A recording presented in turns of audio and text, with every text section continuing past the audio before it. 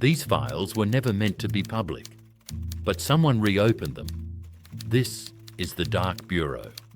Trucks do not simply vanish. Each week, entire convoys slip across Eurasian borders as if invisible, bypassing security outposts, bureaucratic scrutiny, and digital record-keeping.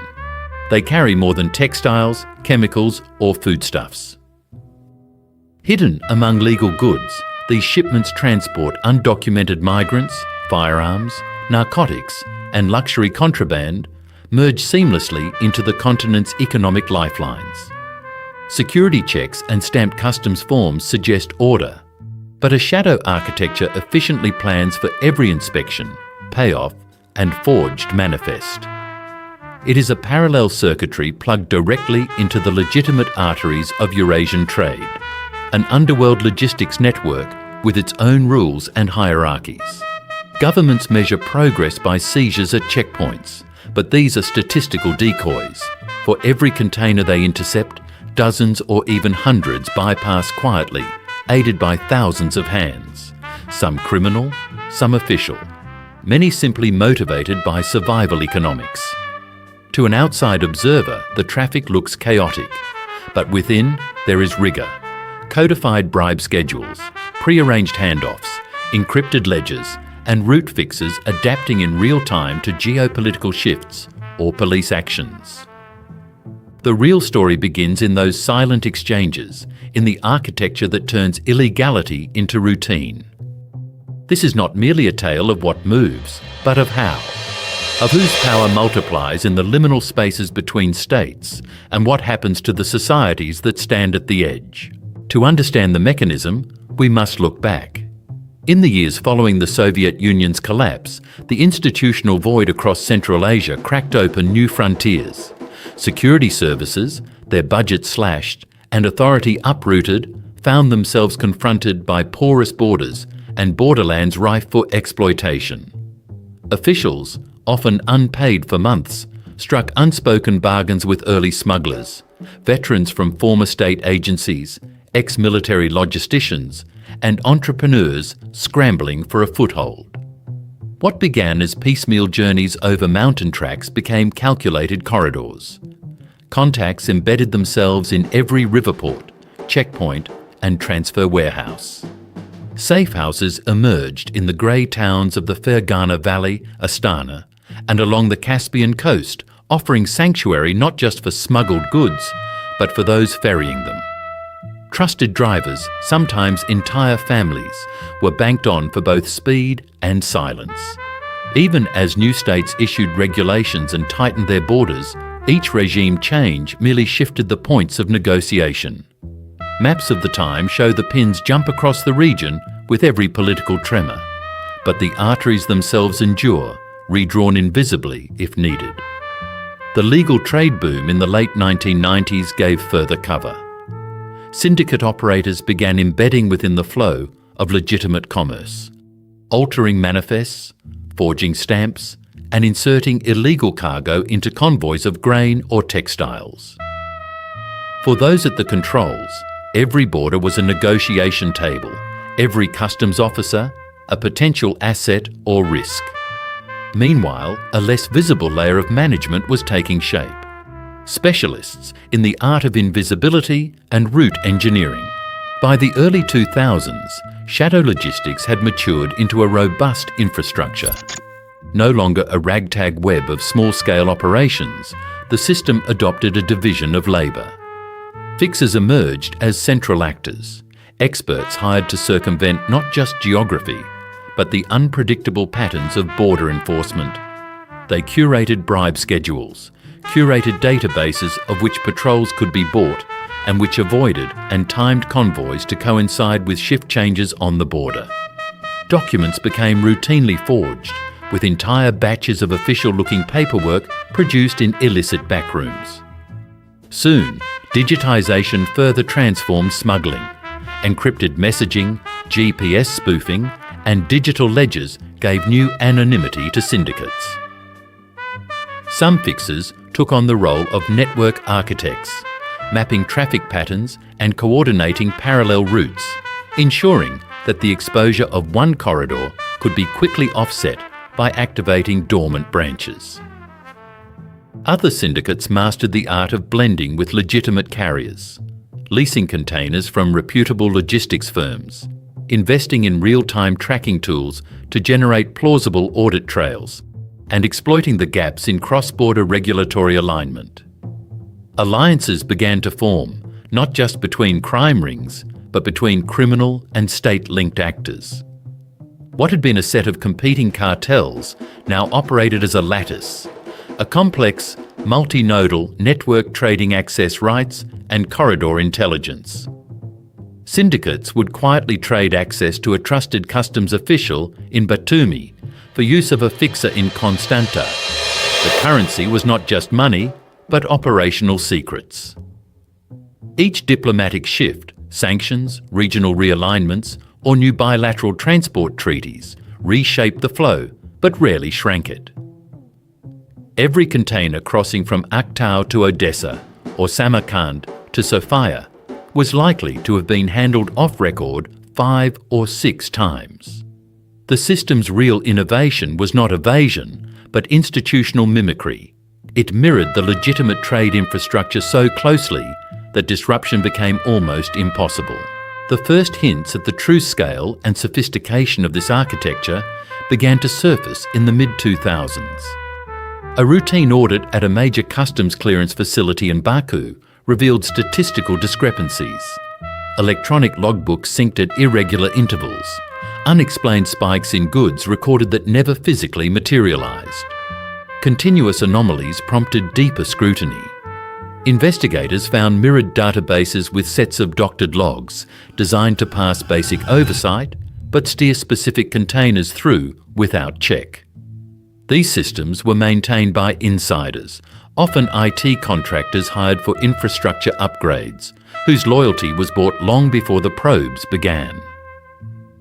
Surveillance teams pieced together routes that crisscrossed the continent, tracing bulk shipments to otherwise featureless compounds and anonymous warehouses, each carefully insulated in a chain where one failure did not bring down the rest. Undercover agents documented regimented procedures, pre-programmed communication codes, duffel bags exchanged between trucks at predetermined kilometre markers, and layers of plausible deniability. Each facilitator was nested inside another's operations, so that the exposure of any one link yielded little actionable evidence. Meanwhile, media stories focused only on headline seizures. A tractor trailer full of cigarettes in Transnistria, a reefer packed with amphetamines near the Hungarian border. News moved from event to event, missing entirely the logic and design that sustained these flows. As pressure from international policing rose, syndicate resilience came sharply into focus. Every time a ring was swept up in a raid, it quickly reconstituted, sometimes under new branding or with new leadership, the underlying playbook unchanged. Prosecutions mostly trapped low-level drivers, facilitators, or clerical staff. High-value coordinators moved between jurisdictions, cocooned by legal ambiguities and personal relationships with well-placed officials. Investigative patterns showed clear spikes in illicit flows mapped eerily to major diplomatic summits, discrete regulatory relaxations, or routine technical outages at key checkpoints. The accumulating evidence suggested the operational structure was not only criminal, but deeply intertwined with governance itself. Institutional responses escalated. Multilateral task forces formed, linking the customs and intelligence agencies of Eastern Europe, Central Asia, and the Black Sea region. New tools were rolled out: radiation detection arches, machine learning analysis of manifests, biometric checkpoints for drivers, and cross-reference shipping databases to flag inconsistencies. International donors poured funding into rapid deployment inspection teams, border surveillance drones, and AI-powered anomaly detection. Yet with each new level of enforcement, the system merely adapted. Border bribes became more formalised, with price points indexed to risk and demand. Passive bribery, where officials signalled their openness without direct solicitation, doubled at crossings from Romania to Serbia and Georgia to Turkey. Customs officers who once ran entire corridors now worked as compartmentalised brokers, selling intelligence on shift schedules and convoy manifests to higher-ranking coordinators. Attempts by international investigative panels to break open the network were hampered by sovereignty disputes. Most states refused to share raw data, fearful of exposing broader state capture or the complicity of high-ranking officials. Money laundering adapted as well.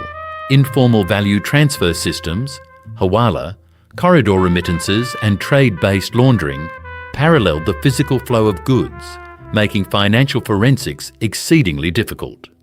A single corridor closure in Georgia triggered detectable fluctuations hundreds of kilometres west, only for those surges to be quietly absorbed by alternative networks transiting through southern Ukraine or the Balkans. By 2015, the resilience of this shadow Silk Road was a matter of parliamentary debate, not only in border states, but in Brussels. Even then, policy discussions fell short, undermined by witness intimidation, whistleblower exposure, and the chronic lack of cross-border trust. The persistent adaptation of illicit networks had begun to blur the definition of institutional corruption. The capture of border institutions was no longer aberrational, but systemic. The deepest breach came when forensic audits and targeted raids finally uncovered the superstructure beneath the shifting fronts. While headlines focused on trafficked goods or spectacular seizures, investigators started to see evidence of an underlying network of shell corporations. Entities linked not just to crime rings, but to seemingly legitimate logistics providers operating across multiple states. These shell firms were not mere fronts, but modular platforms offering risk insurance and logistics as a service to a variety of actors: organised crime, corrupt government agencies, even intelligence services seeking military hardware or sanctioned technologies. Recovered internal documents from a raid in Moldova detailed risk pooling agreements.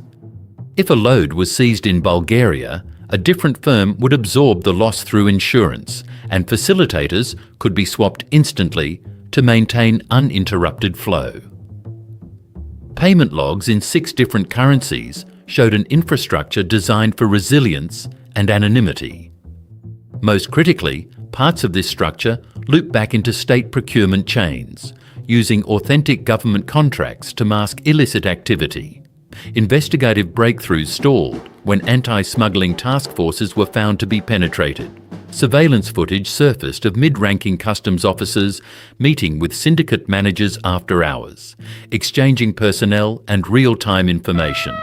Some officials kept dual roles, legitimate by day, syndicate by night, a rotation system designed to protect both the operation and those involved. The architecture was deeply fused, and even major exposures failed to collapse it. Instead, each layer forced adaptation, as the system mutated into less centralised, more mobile configurations. The impacts were felt on every level. The immediate response from states and international institutions was to ramp up compliance demands. Legitimate traders saw costs spike as they were forced to vet all supply chain staff, adopt new transparency protocols, and submit to audit sweeps that slowed commerce. Governments orchestrated media-friendly purges of customs staff and heavily publicised new security cooperation pacts. But the changes were largely cosmetic. Much of the illicit system continued, now using secondary and tertiary corridors through the rural Balkans, the Caucasus Mountains, and Black Sea maritime routes previously considered marginal. Local economies, especially towns dependent on the grey market flows, suffered when authorities disrupted established corridors. Job losses trickled into the informal sector, fueling black labour markets and further incentivising participation in the shadow system.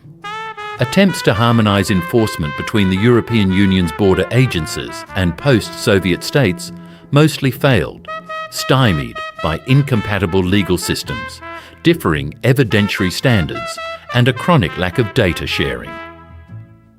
In the civil sphere, NGOs and local activists pressed for greater transparency, whistleblower protections, and the prosecution of high-level enablers. But even small victories, like the successful targeting of a shell company or the seizure of an encrypted logistics database, delivered only temporary setbacks.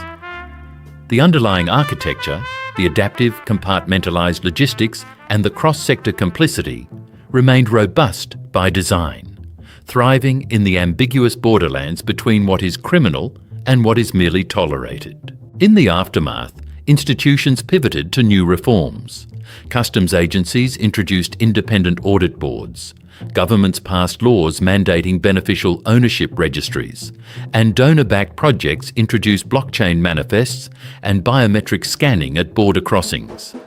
Public show trials and asset forfeiture orders were orchestrated to demonstrate resolve and re-establish credibility. Structural change, however, proved elusive. With every network dismantled, new facilitators emerged, using digital camouflage, anonymised logistics portals, and encrypted warehousing schedules to evade detection. Regulatory changes rarely suppressed the flows. They simply shifted the forms by which the system operated. Each adaptation generated new methods for financing, new points of contact with legitimate trade, and new digital ecologies for evading scrutiny. The consequences rippled far beyond the corridors themselves. Migration routes were redirected, regional economies tilted towards or away from state authority, and governance models in borderlands became increasingly defined by their ability to adapt to or co-opt shadow systems. The ultimate legacy is institutionalized ambiguity. For most, only the surface is visible, a convoy rolling in evening mist, a border post buzzing with activity at dusk.